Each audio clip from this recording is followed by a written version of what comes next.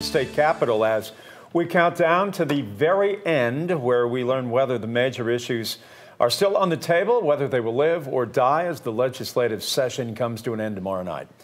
And what this means is that Doug Richards is going to be someone who is very, very active in terms of how he will be explaining to you how things live and how they will die. Now, tonight we want to tell you about a handful of bills. And the funny thing is, yes, that's right. There is a handful of bills that they'll get around to talking about after they do a morning prayer, after they give speeches, testimonials to each other, after a whole bunch of lawmakers give retirement speeches. Then they'll get around to a bunch of bills that will have a lot of eyeballs. The pile of legislation getting sorted outside the Senate clerk's office represents only a fraction of the bills that are potentially in play during the marathon expected all day and all night Thursday.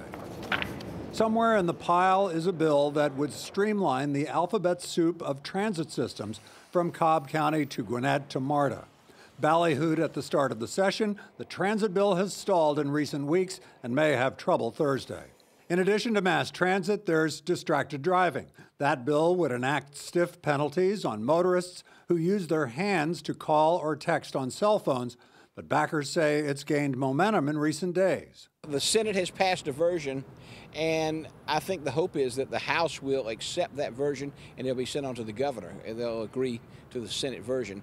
There have been some changes made, and most of the changes are good. The bill, called the Hidden Predator Act, hasn't fared as well. The Senate watered down a House bill that would extend the number of years in which victims can sue sexual predators and the organizations that enabled them.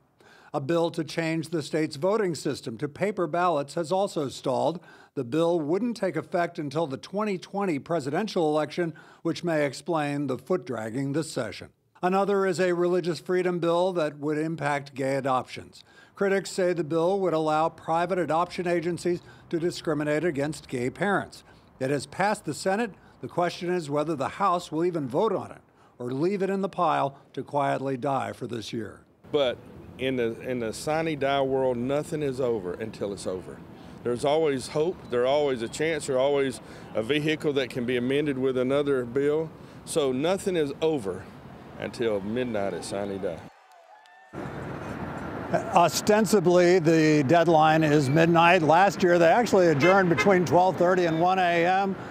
The midnight deadline is really very fluid once the leadership decides that they've heard basically all they want to hear and they run out of gas. Live at the Capitol, Doug Richards, 11 Alive News. Nobody ever runs out of gas inside the Gold Dome, let me tell you, particularly as you get ready to close shop. Doug Richards, thank you. Doug, of course, will post updates from the Gold Dome even after the clock strikes midnight tomorrow. So we have you all covered right here.